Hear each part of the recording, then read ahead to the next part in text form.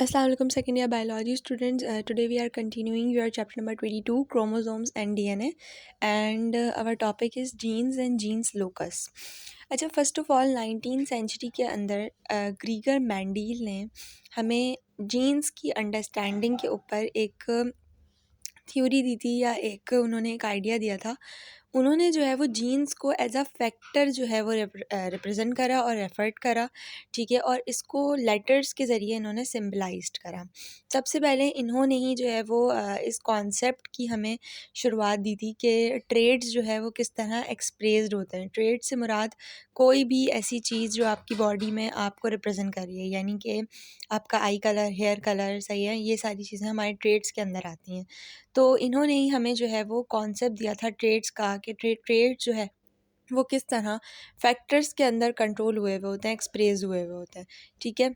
अच्छा, अगर हम इन दी फील्ड ऑफ बायोलॉजी बात करें तो जीन को हम इस तरह डिफ़ाइन करते हैं कि हेरिडिटी का फंडामेंटल यूनिट ऑफ हेरिडिटी, ठीक है। जो टर्म जीन्स है बेसिकली वो ग्रीक वर्ड जिनोस से आई है, जिसका मतलब होता है जनरेशन ऑफ बर्थ या फिर जेंडर, ठीक है।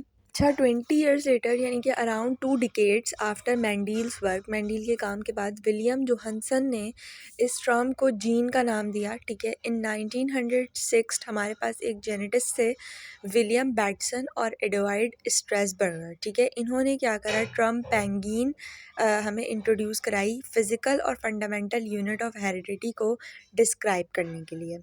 अच्छा, नाउ डेज़ यानी कि आजकल जीन जो है वो एक स्मॉल पार्ट है डीएनए का, ठीक है, जो बेसिकली क्या करती है, वो भी नेसेसरी इंफॉर्मेशन को साइंथेसाइज करती है स्पेसिफिक पॉलीपेप्टाइड चेन के अंदर, और फिर ये चेन जो है फंक्शन किस तरह करती है, एंजाइम की तरह, ठीक है।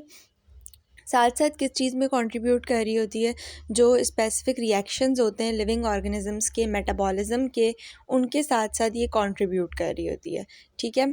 और इसका बेसिकली फ़िज़िकली मतलब भी यही है कि जीन जो है वो न्यूक्लियोटाइड सीक्वेंसेस से मिलके बनी है, सही है, यानी कि जीन के अंदर कुछ न्यूक्लियोटाइड सीक्वेंस हैं जिनसे वो मिलके बनी हुई है।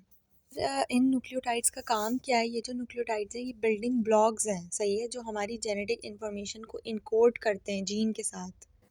Now look up to the last para. अच्छा, प्रीवियसली हमने इस चीज़ को डिस्कस किया था, क्रोमोसोमल थ्योरी ऑफ इनहेरिटेंस, ठीक है। According to it the genes are located at chromosomes, के जीन्स जो है क्रोमोसोम्स के अंदर जो है वो पाई जाती हैं, क्रोमोसोम्स के पास ही लोकेट हुई भी होती हैं। हर जीन जो है वो एक फ़िक्स पोजीशन पे पर्टिकुलर क्रोमोसोम के पास मौजूद होती है।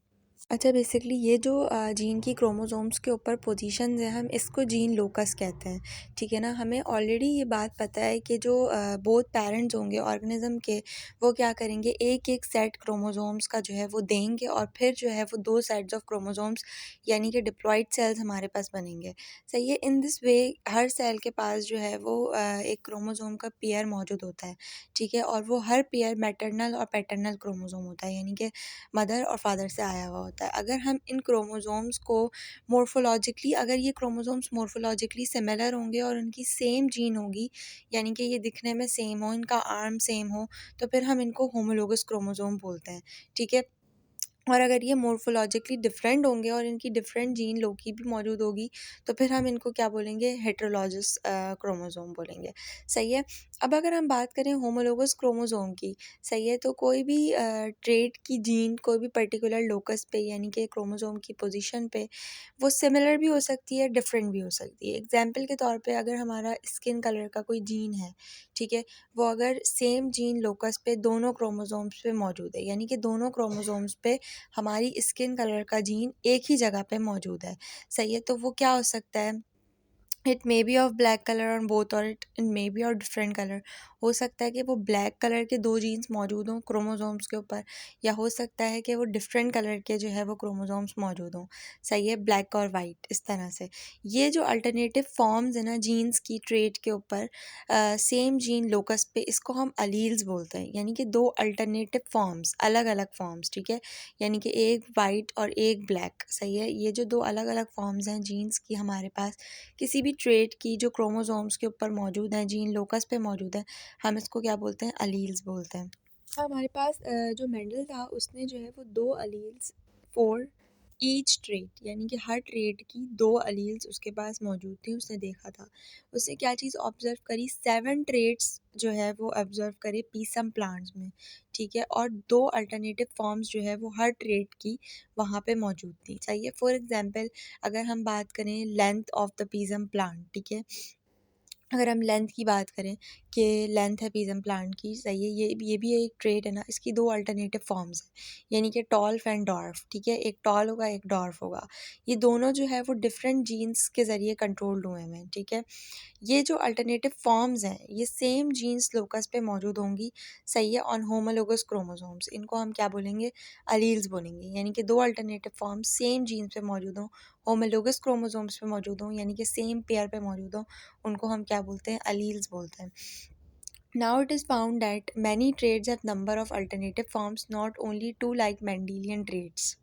बेसिकली कंटेम्प्रेरी रिसर्च ने हमें ये बताया, ये चीज़ रिवील करी कि बहुत सारी ट्रेड्स जो हैं उनके मोर देन 2 अल्टरनेटिव फॉर्म्स हो सकती हैं, सही है, unlike the typical 2 form seen in Mendelian trades.